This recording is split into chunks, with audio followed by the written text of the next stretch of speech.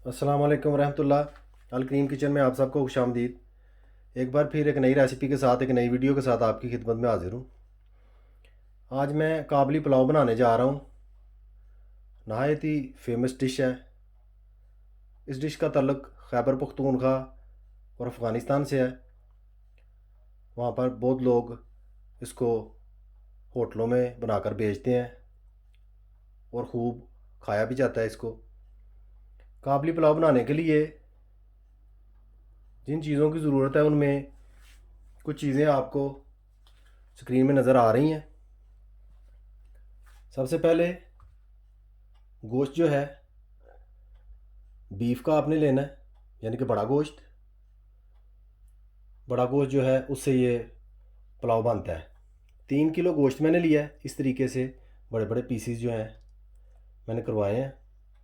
बड़े पीसीज ही काबली पुलाव में अच्छे लगते हैं। आधा किलो प्याज, 1 टेबल स्पून दालचीनी का पाउडर, 1 टेबल स्पून नॉर्मल नमक जो घरों में यूज़ होता है, 3 अदद मोटी इलायचियाँ यानी कि काली इलायची,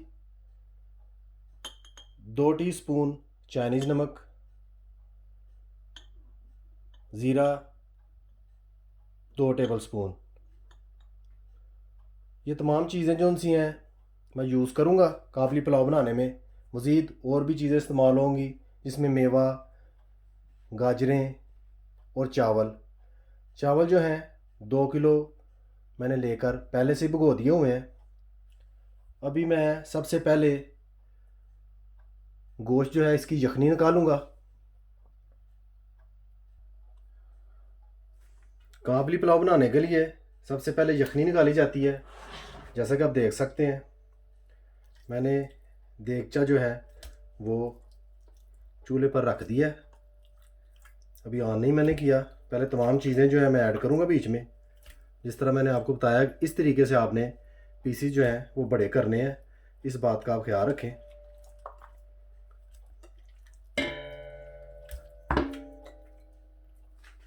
गोश्त मैंने ऐड कर दिया है। इसके साथ ही प्याज जो है वो भी मैं ऐड कर दूंगा। प्याज के साथ नमक 2 टेबलस्पून मैं लिया था वो इस तरीके से मैं ऐड कर दूंगा। क्योंकि चावल पका रहे हैं इसलिए नमक जो है आपने यखनी में वो जायके के मुताबिक ज़रा ठीक रखना है, ताकि जब दम लगाया जाए चावल बीच में यखनी के डाले जाएं तो नमक कम ना हो। अपने टेस्ट के मुताबिक आप कर सकते हैं। ज़ीरा पिसा हुआ 2 टेबलस्पून में से 1 टेबलस्पून मैं बीच में डाल दूंगा। साथ में 3 अदद काली इलायचियाँ,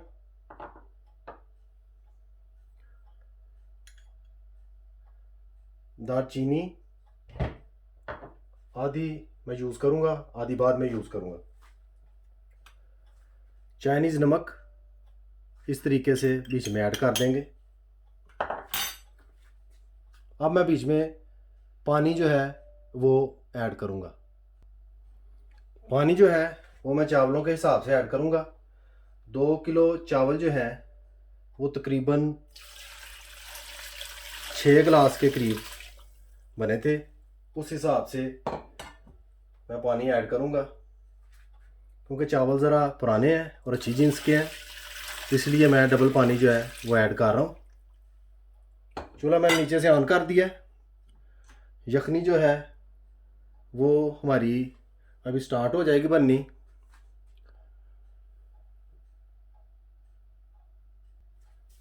इस तरीके से एक बार मैं अच्छी तरह गोश्त को पानी में डुबो दूंगा और साथ ही ऊपर से ढाँप दूंगा।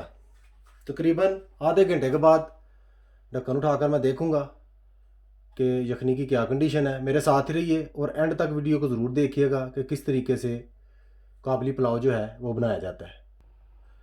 माशाल्लाह आधा घंटा हो चुका है। गोश्त को हमने पानी डालकर यखनी बनने के लिए रखा हुआ है। जैसा कि आप देख सकते हैं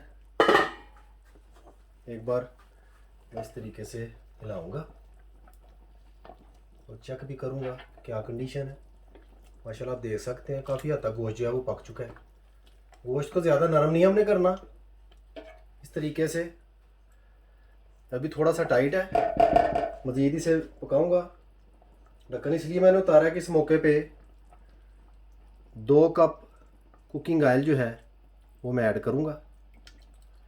एक बात आपने याद रखनी है, चाय पीने वाला जो कप होता है वो ज़्यादा बड़ा कप नहीं इस्तेमाल करना, रेसिपी के हिसाब से।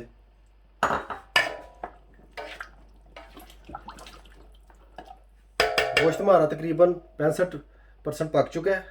यखनी हमारी 65% तैयार हो चुकी है। अभी मैं मज़ीद 15 मिनट के लिए इसको ढाँपूँगा और दरमियानी सी आंच पर यखनी को मज़ीद मैं पकाऊँगा।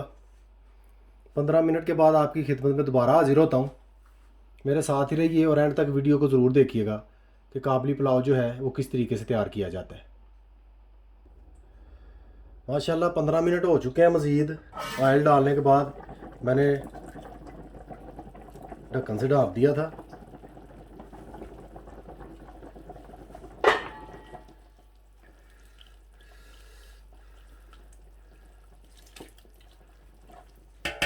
यखनी हमारी तैयार हो चुकी है। गोश्त जिस हद तक हमने पकाना था पक चुका है। अब मैं चूल्हा जो है नीचे से ऑफ़ कर दूंगा और बारी बारी गोश्त को मैं इस तरीके से बाहर निकाल कर अलहदा से बर्तन में डाल लूँगा।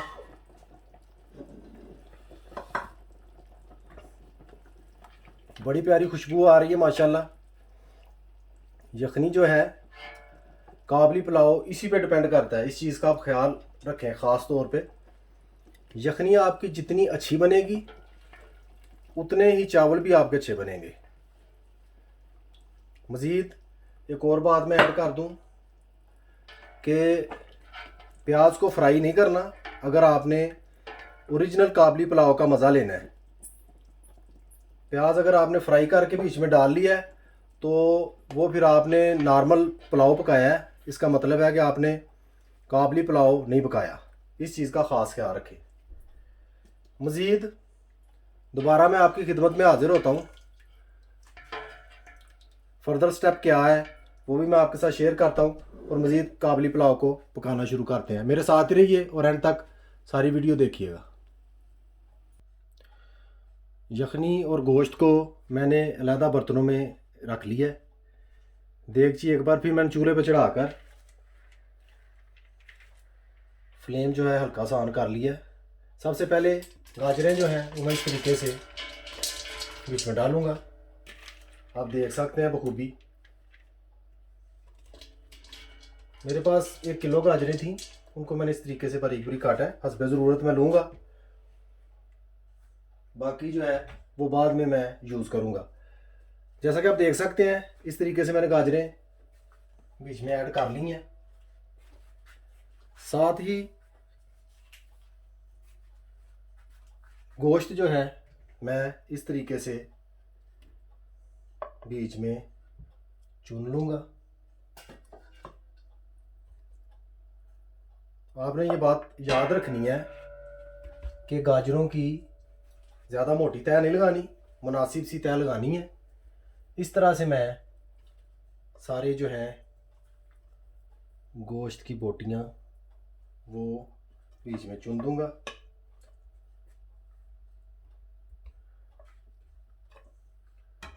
आधे से कुछ ज़्यादा गोश्त मैंने बीच में चुन दी है। अभी मैं दोबारा से इस तरह गाजरों की तह जो है वो लगाऊंगा। इस तरह से आपने भी गाजरों की तह जो है वो लगा लेनी है। गाजरें मैंने ऐड कर ली हैं सारी।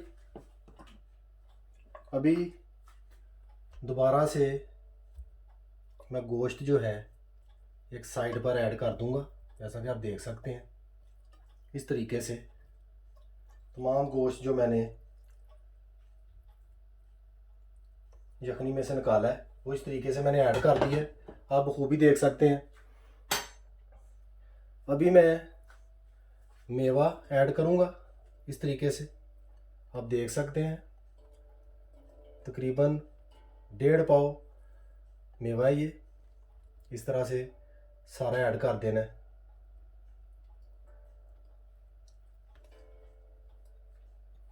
जो ही मेवा ऐड करें एक बात का खास ख्याल रखना है, यखनी जो है वो साथ में आपने ऐड करनी है इस तरीके से। यखनी इतनी ऐड करनी है नीचे गाजरें जो हैं उसमें डूब जाएं।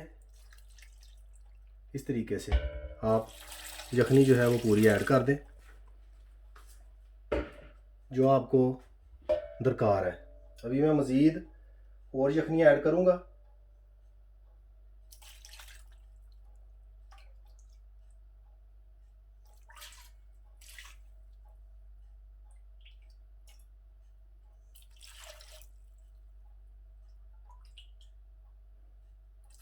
माशाल्लाह काफ़ी हद तक यखनी जो है मैंने ऐड कर दी है।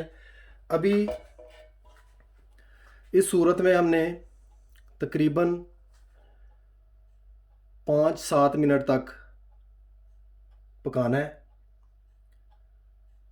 मीडियम फ्लेम पे। ऐसे नहीं करना कि आपने फ्लेम जो है तेज़ कर देना, इस चीज़ का ख़ास ख्याल रखना है। 5-7 मिनट के लिए मैं ऊपर से ढाँप दूँगा इस तरीके से, जैसा कि आप देख सकते हैं। आपकी खिदमत में दोबारा मैं 5-7 मिनट बाद हाजिर होता हूँ। माशाल्लाह 5-7 मिनट हो चुके हैं, मैंने ढाँपा हुआ था। अभी आप देख सकते हैं कि नीचे हल्का सा उबाल आ गया। अभी हमने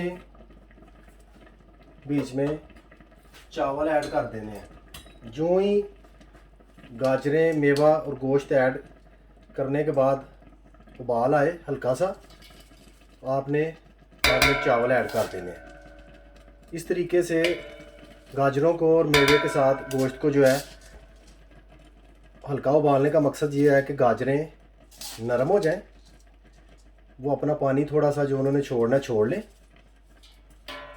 ताकि जब आप यखनी ऐड करें चावलों के हिसाब से आपको इस चीज़ का अंदाज़ा हो जाए कि कितनी यखनी आपने मज़ीद ऐड करनी है। इस बात का ख़ास ख्याल रखें। इस तरीके से आपने तमाम चावल जो है वो ऐड कर लेने हैं।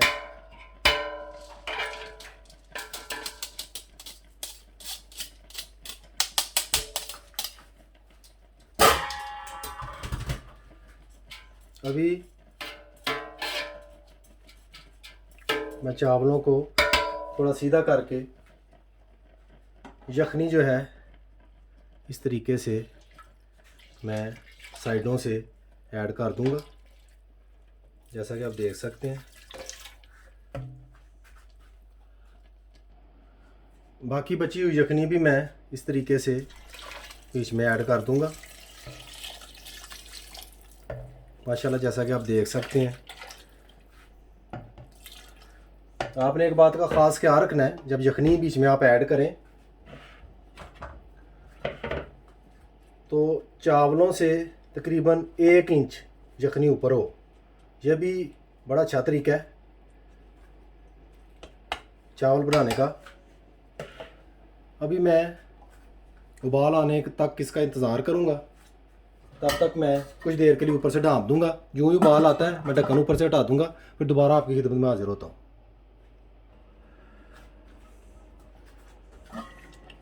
माशाल्लाह चावलों में उबाल आ चुका है, जैसा कि आप देख सकते हैं। यूँ ही उबाल आ जाए चावलों में आपने ढक्कन हटा देना है, फिर इसी तरीके से आपने पकाना है।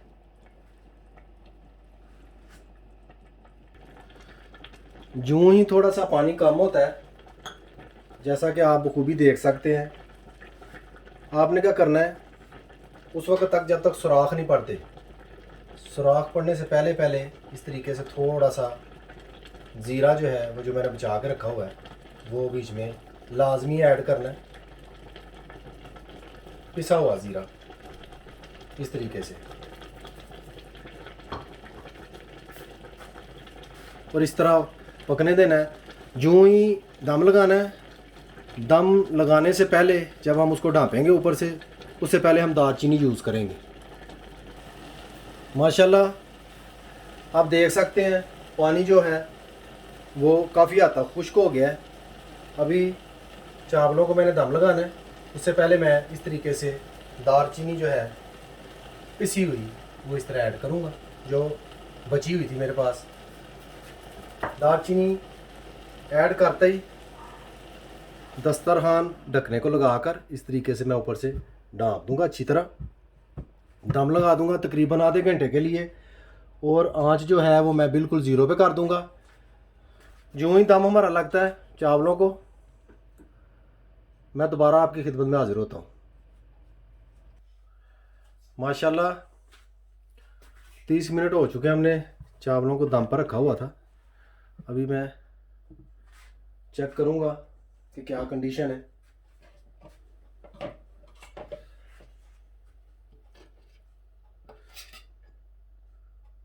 माशाल्लाह बहुत प्यारे चावल बने हैं, बड़ा अच्छा दम लगा है।